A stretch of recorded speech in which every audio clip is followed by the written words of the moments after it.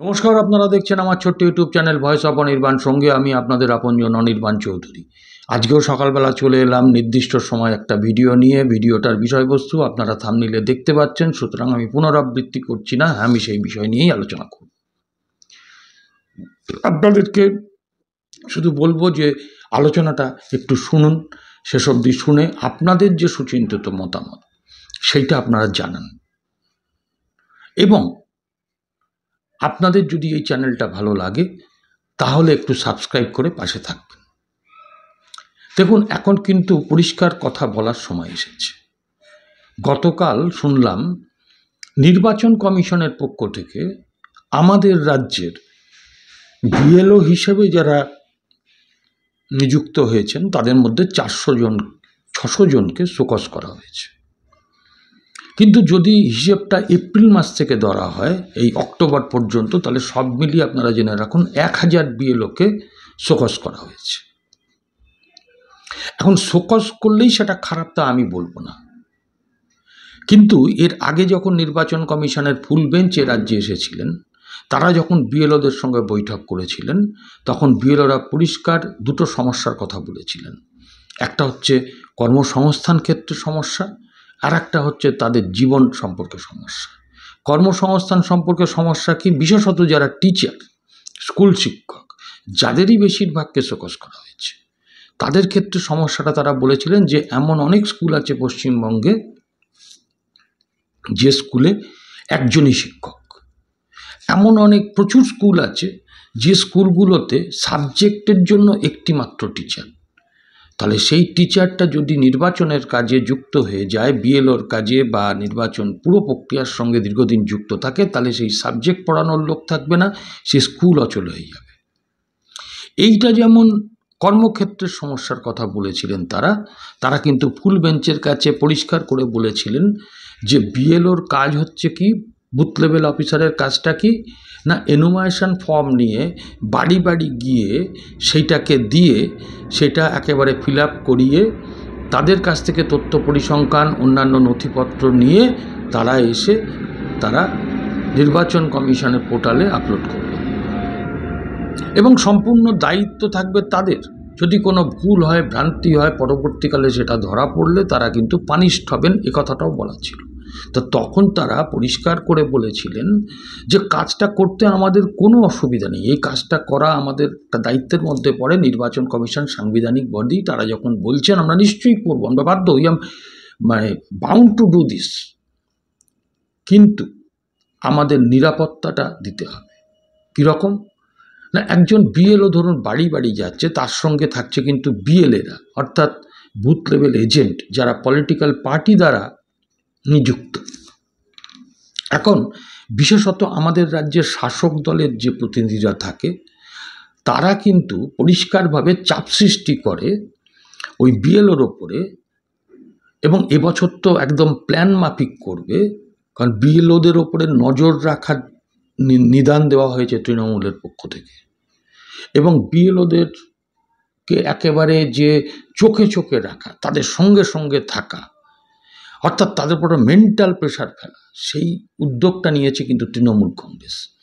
সেইখানে দাঁড়িয়ে একটা অন্যায্য কিছু যদি দেখে কেউ, যদি এটা অন্যায় দেখে, ভুয়ো নাম দেখে, মৃত নাম দেখে, সেই নামটা এবারেও থাকছে, তাহলে সেই নামটা কাটতে গেলে সঙ্গে সঙ্গে তার উপরে তাকে প্রথমে নিষেধ করবে শাসক দলের যারা এই অসুররা রয়েছে, শাসক দলের যে দুর্বৃত্তরা রয়েছে যারা ভোট চুরি করে, তারপরে সেই কথা না শুনলে তাদেরকে শারীরিকভাবে নির্যাতন করবে, এটা একদম নিশ্চিত। কারণ বিগত নির্বাচনগুলোতে আমরা দেখেছি যে পোলিং স্টেশনগুলোতে কীভাবে প্রিজাইডিং অফিসার পোলিং অফিসারদের চমকে ক্যামেরা ঘুরিয়ে দিয়ে আগের দিন রাত থেকে তাদের ওপর প্রেশার ক্রিয়েট করা হয়, এবং ভোটের দিন অবাধে ভোট লুট করা হয়।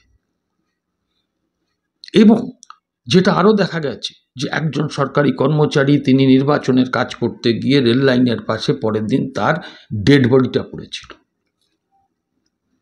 যারা ভোটের কেন্দ্রে গিয়ে ছাপ্পা ভোট দেয়, রিগিং করে, আমার আপনার ভোটটা তারা দিয়ে দেয়, যারা চিবিয়ে ব্যালট পেপার খেয়ে নেয়, সেই সমস্ত জন্তুদের কাজ হচ্ছে যে কোনোভাবে হোক ক্ষমতায় টিকে থাকা, এবং ক্ষমতায় টিকে থাকলেই দুর্নীতি করা যাবে, কোটি কোটি টাকা ইনকাম করা যাবে। তো সেই জন্য ওই যত দোষ দ্বন্দ্ব ঘোষ, যত চাপ ওই বিএলওদের ওপরে পড়ে। তা বিএলওদের আজকে কেন নিরাপত্তার ব্যবস্থা না করে তাদেরকে পাঠানো হচ্ছে, এই প্রশ্নটা আমার। তারা যখন নিরাপত্তার কথা বলেছিল, বলুন তো একটা বিএলও যদি প্রাণ যায় তাহলে তার দায়িত্ব, তার যে সংসারের দায়িত্ব, আগামী দিনে তার পরিবারের যে একটা অন্ধকার নেমে আসবে সেটা কাটানোর দায়িত্ব কি নির্বাচন কমিশন নেবে? আজকে নির্বাচন কমিশন তো ছোটো জগন্নাথ নয়, কেন্দ্রের বাহিনীও তো তারা ডাকলে পেতে পারে। তা বিএলওদের কেন আজকে নিরাপত্তা দেওয়া হবে না, এই প্রশ্নটা আমার যেমন রইল। পাশাপাশি আর একটা প্রশ্ন রেখে আমি আমার এপিসোড শেষ করব। সেটা হচ্ছে, দেখুন এর আগেও বহুবার আমরা 11 সালের পর থেকে এই রাজ্যে যত নির্বাচন হয়েছে, সে লোকসভা বলুন বিধানসভা বলুন, পঞ্চায়েত মিউনিসিপ্যালিটি কথা ছেড়ে দিন, ওগুলো তো একেবারে পরিষ্কার মানে ভোট হয়নি, ভোটের নামে প্রহসন হয়েছে। কিন্তু বিধানসভা লোকসভা যেখানে এই জাতীয় নির্বাচন কমিশন দায়িত্বে থাকেন, আজকে প্রথমত সেই জাতীয় নির্বাচন কমিশনের অফিসটা হয়ে যায় তৃণমূলের পার্টি অফিস। আমি বিগত দিনগুলোর অবধি বলছি। এবং জাতীয় নির্বাচন কমিশনের পক্ষ থেকে এই সিইওর অফিসে কোনো রকম নজরদারি সেভাবে থাকে না। সিইও অফিসের সঙ্গে জাতীয় নির্বাচন কমিশনের অফিসের লিয়াজোটা ঠিক মতন থাকে না। সবথেকে বড় কথা হচ্ছে, শাসক দল সবসময় প্রেশার ক্রিয়েট করে থাকে, অন্যান্য যা দিলে কাজ হবে সেই সব দিয়ে কিন্তু গোটা নির্বাচনী প্রক্রিয়াটাকে পরিচালনা করে।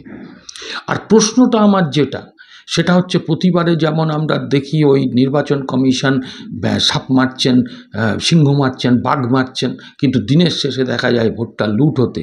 কাউন্টিংয়ের দিন দেখা যায় যে কাউন্টিংয়ের যারা এজেন্ট, বিরোধী এজেন্ট, তাদেরকে বের করে দিতে। এমনও দেখা গেছে যে জয়ী প্রার্থীর সার্টিফিকেট কেড়ে নিয়ে পরাজিত প্রার্থীকে দেওয়া হয়েছে। এইগুলো হামেশা হয়েছে পঞ্চায়েত এবং পুরসভার ক্ষেত্রে, বিশেষ করে পঞ্চায়েতের ক্ষেত্রে। বিধানসভা লোকসভার ক্ষেত্রেও বিরোধী শূন্য যেমন ভোট কেন্দ্র, বিরোধী শূন্য সেরকম গণনা কেন্দ্র করা হয়। নির্বাচন কমিশন তো অনেক কথা বলছেন। এই নির্বাচন কমিশন, এই যেটা বর্তমানে নির্বাচন কমিশন, সেই নির্বাচন কমিশন, কেন্দ্রীয় নির্বাচন কমিশন থেকে এই রাজ্যের 4 জন আধিকারিককে বলা হয়েছিল যে শোকজ করতে এবং তাদের সাসপেন্ড করতে, কারণ তারা ভোটার তালিকায় কারচুপি করেছে, প্রমাণিত সব প্রমাণ কেন্দ্রীয় নির্বাচন কমিশনের কাছে আছে। আমাদের রাজ্যের মুখ্য সচিব তিনি প্রথমে করলেন না, তারপরে তাকে ডেকে পাঠানো হলো দিল্লিতে, তিনি গেলেন, আমরা আশান্বিত ছিলাম, তিনি এসে সাসপেন্ড করলেন 4 জনকে, আমরা আরও আশান্বিত হলাম। কিন্তু আজ কয়েক মাস পেরিয়ে গেছে, এখন অবধি কেন গ্রেপ্তার হচ্ছে না? তাহলে আমি কী বার্তা দেবো নিচের তলার লোকেদের? আজকে এই জিনিসগুলো ভাবার সময় এসেছে, কেন আজকে তাদেরকে গ্রেপ্তার করা হলো না? তাহলে কি নির্বাচন কমিশন যা করছে সবটাই লোক দেখানো? কোনো নির্দিষ্ট দলের সঙ্গে কোনো নির্দিষ্ট দলের সেটিংয়ের প্রভাব কি পড়েছে নির্বাচন কমিশনের ওপরে? নির্বাচন কমিশন কি পশ্চিমবঙ্গে চাইছেন সেই রাজনৈতিক দলের নির্দেশে কোনো এক মা দুর্গাকে এখানে ক্ষমতায় রেখে দিতে? আমি প্রশ্নগুলো রাখলাম, উত্তরগুলো আপনাদের কাছ থেকে আশা করব। সবাই ভালো থাকবেন, আবার দেখাবে পরবর্তী এপিসোডে। নমস্কার।